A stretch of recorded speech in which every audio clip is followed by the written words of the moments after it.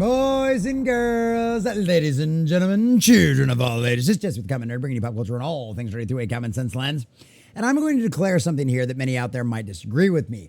Magic the Gathering as a game is dead.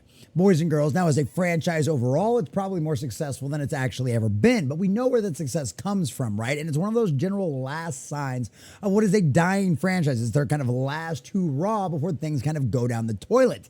And boys and girls, it's kind of fascinating to see because that is one of the things that we've turned out. The financial numbers also back that up. That the only thing that is selling over there from Wizards of the Coast overall as a whole that's actually making them a profit is Magic the Gathering by selling playing cards. Now, does this mean that there's a lot of more people out there actually playing the game and competing in tournaments and all of that kind of stuff? I don't know. I haven't been able to find any solid numbers on that thing. Now, attendance at a lot of their events out there are higher than ever, but I think we know one of the reasons why is that. Because once again, Magic the Gathering, like so many other companies out there, is ignoring its core base. It's ignoring the audience out there that it built the company, and instead are trying to use a bunch of flashy brand deals to bring a bunch of people in out there. And if you've been paying attention to the Magic the Gathering releases at all over the last few years, you know this is beyond a shadow of a doubt what they have been doing, and it has garnered them absolute great success out there. The numbers back it up, but at the end of the day, eventually they're going to run out of franchises to cross over with, and when that comes to fruition, what are they going to do with a game whose core mechanics a lot of fans aren't a big fan of anymore,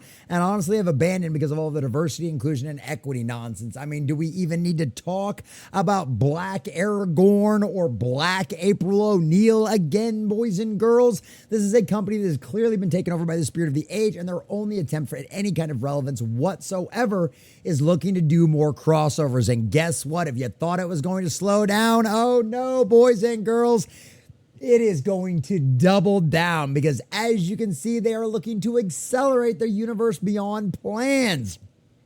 If you can conceive of a collaboration, we probably have an inked deal. Yes, boys and girls, before long, your favorite IP out there may be race swapped by Wizards of the Coast and their Magic the Gathering sets as well. Yay! And why wouldn't you want to? And this is the funny part, because one of the things behind the scenes here is one of the things, like I saw this from my Sherwood newsletter this morning, shout out to Robin Hood and all of those folks out there, but they talk about how the fact that, guess what? This is literally the only thing that's selling inside of Hasbro, a company that used to be known for its toys, right? It's G.I. Joe toys, it's Teenage Mutant Ninja Turtle toys, all of that kind of stuff. Now, the only thing that is actually making a profit at that company is these crossover deals with Magic the Gathering. The real question is, how long can that keep an entire company afloat? Because I know those crossovers only lasted so long out there in the Marvel comic sphere, and it was always a sign that things weren't going very well for either one of those companies. So I don't think this is a good sign for Hasbro, Wizards of the Coast, or the future of Magic the Gathering. So we're going to check out this article from Bounding Into Comics, and of course jump over to the Sherwood newsletter as well to get into the actual financial details that I think back up my argument is saying that Magic the Gathering is indeed dead as far as gaming is concerned. But before we do, if you do enjoy our content, hit that like button, share with all your friends, and subscribe or follow if you have not already, boys and girls, because we are grinding, we are growing. We just crossed 2,300. We're staying on our way towards 24, and I could not do that without every single one of you. Also, leave us a comment in the section down below. Do you agree with my sentiment after hearing all of my evidence? Do you believe Magic the Gathering as an actual competitive game that draws people in strictly for their game mechanics and how fun the game is to play is dead? Or do you think it'll all end up keeping going forward and that they'll eventually straighten out the game and fans are just complaining and whining about it? Do you love all of these crossovers? Do you agree with the waste swapping of iconic characters like Aragorn and our Teenage Mutant Ninja Turtles reporter out there? Do you think all of this stuff will end up working out for them? Do you think eventually they will run over crossovers and all of this will end up burning down to the ground? Let us know the relevant in the comment section down below. If you support the channel, please check out the links in the description as well. All right, from Bounding Into Comics and our dear sweet Spencer McCooley, boys and girls. Despite opposition to third-party crossover cards being at an all-time high, i.e. fans don't like this, Hasbro has not only confirmed that Magic the Gathering Future will feature an ever-increasing focus on the Universe Beyond efforts, but that the collaboration deals are currently in the works with practically every IP imaginable. While the base concept of non-fantasy characters and items appearing in the Magic the Gathering universe have been for a long point of contention, the back-to-back reveals The Office's Dwight Schrute getting his own secret lair drop, and the 2026 release schedule slanted 4-3 in favor of Universe Beyond have soured even those players who were open and in some cases outright fans of the crossover concept. We brought this up when we first initially talked about this. One of my really good friends, Pablo, he is one of those guys out there. If it's a crossover he loves, he cannot help himself. Pablo knows the problems. He knows exactly what they're doing, but he admits his own personal addiction with certain franchises out there will cause him to go out of his way to buy these things and end up supporting Wizards of the Coast by doing all this kind of stuff, even though he disagrees with it and he knows it's just their desperate attempt. Maybe in kind of an ironic twist of fate out there, I love Pablo to death, but some crazy things happened to his country out there, and he wasn't able to buy some of the new Magic the Gathering cards out there. I don't know. Maybe God was trying to correct his own ways. I don't know. But I mean, seriously? Magic the Gathering fans? The Office? That's what you want as a crossover? These are the characters you want to play in your competitive game out there? Yet despite the recent explosion of negative sentiment, Hasbro leadership made it clear during their Q3 earnings call, as held on October 23rd, the company is only looking to expand their Magic the Gardenership plans. And that's where we come over to Sherwood. Because Sherwood says that Magic the Gathering is just the tip of a $1 billion digital iceberg. Hasbro's gaming ambitions are the key to its future success. Now they say this, but they've got a couple examples of it here exactly that Hasbro isn't doing that. Magic is, at the core, both a complex strategy game and a compelling storytelling engine. Players can put cards onto the table representing spells that they cast, either offensively or defensively, against their opponents. Traditionally, those spells have always had their origins in the game's ongoing storyline, which pits powerful mythical creatures against one another for the fate of its massive multiverse. Those characters are in turn supported by additional content, including novels, short stories, and the upcoming Netflix animated series, right? Cautiously optimistic about some of this stuff. I like the Forbidden Realms stuff. I like the stuff with the Magic the Gathering. I like the stories that are on a lot of this kind of stuff out there. But considering the state of Wizards of the Coast and i.e. Hasbro, who is in charge of all this stuff, I'm not excited about any of it. To be a fan of the game is therefore to be a fan of building decks with specific tactile approaches to the game. But the lore is getting a bit cluttered thanks to the initiative called Universe Beyond. Announced in February, we've talked about all of that. It adds all this other kind of stuff, the Eisenhorn, Warhammer, Lord of the Rings with our Black Aragorn. Needless to say, the initiative isn't wildly successful at bringing in the big money and new customers for Hasbro. The Lord of the Rings set earned some $200 million in sales over 6 months.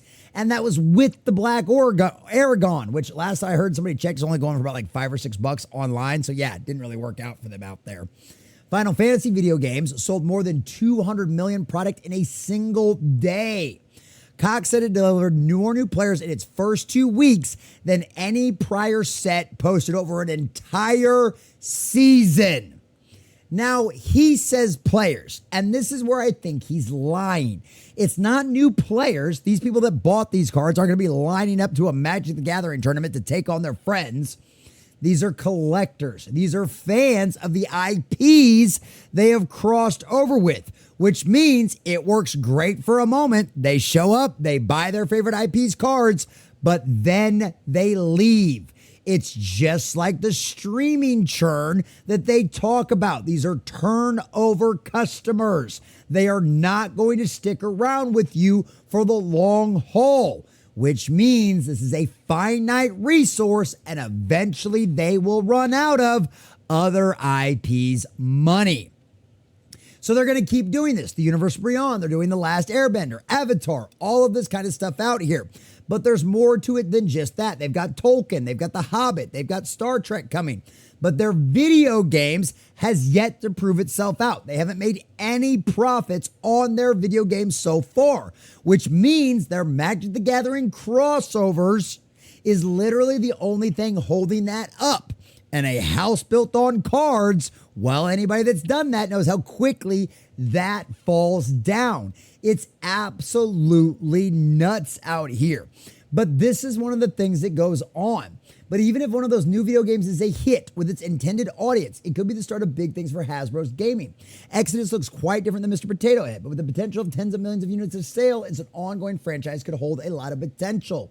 But it's strictly potential out there, boys and girls. They haven't made any profit out there at all on this kind of stuff. And obviously we know about Dragon Age Veilguard and everything that's happened on with all of that kind of stuff, which was part of that licensing deal with Hasbro. So this is right here proves that this is the all crossovers is the only thing that is driving sales in any way, shape, or form. It's the only thing that is currently profitable for Hasbro, boys and girls. This is just absolutely nuts. The whole theory of the business was going to increase our distribution. It's going to increase our number of active players. It's going to bring in new fans that were adjacent to Magic. And that has just worked. Basically, every set we've done in Universe Beyond has set records in terms of new player engagement, in terms of research queries, in terms of number of people who are going into stores, in terms of sales and non-traditional outlets like mass and convenience for us. But once again, they're chasing literally just ships in the night passing kind of customers. These are not long-term people. To this end, Brightburn's boasted, we don't see that slowing down. If anything, I think there's a potential to accelerate it, just the quality of partners we have next year and the early reads we're getting to in those partners. Further teasing the true Universe Beyond, he says, we haven't shared with you the content that we have for 2027 and beyond, but we feel pretty good about the partners we've lined up. It'll be a great deal for Magic the Gathering in terms. We get access to some of the premier IP in the world. It's a great opportunity because there's never been an opportunity for them to access the trading card business, certainly the Magic the Gathering is delivering to them. We want to pick our partners. If we think we can see, we pretty much have had our pick of partners, which means literally they're doing it with everybody. What a bunch of sluts. I think if you can conceive of a collaboration that we could do with Magic the Gathering, we probably haven't inked a deal or in a conversation on a deal with that one. And this is what it comes down to. Reitman ultimately asserted, I think we're still at the relatively early innings of what Universe Beyond can do. I think there's an upside in terms of what the sets can do in the future. I think we're just going to be on about it. There's a nice halo there. It's not stopping. Any of you Magic the Gathering hardcore fans out there that hate this, that can't stand this nonsense, that don't want this garbage, who are tired of the crossovers, who wish they would just concentrate on the core game and the core mechanics and give you a good time. They're not going to do that. This is the only thing that's making them a profit. And why is it the only thing that's making them profit? Because their core game has suffered the same way Dungeons and Dragons has suffered, the same way everything else out there in the entertainment is culture has suffered. They went broke. Or, well, they didn't go broke. They haven't gone broke yet, but they've gone woke. And they destroyed their core game. It destroyed their core audience, and their core audience abandoned it. So in a desperate attempt, just like Marvel and DC has done in the past, they're doing crossovers. And that's all this is. It is the last desperate attempt to make a profit out of what is undeniably a dying brand in a dying game. And they've done it to themselves. Will this save them long enough to have some new people come in and that it'll actually make sense and do a good job? Maybe, but I don't know at that point how much of your hardcore audience you're going to get, because this is what Magic the Gathering has turned into. Nothing more than an IP crossover pumping out machine. They don't care about the game. They don't care about the tournaments. They don't care about whether or not people who actually love playing the game enjoy it or have a good time. It's all about profit. And it's all about money for them. And they'd still be making a profit. They'd still be doing well on the core game if it wasn't for all of the disastrous dumpster fire decisions they've made. So boys and girls, Magic the Gathering as a card game is dead, because the future of it will be nothing more than crossover after crossover after crossover.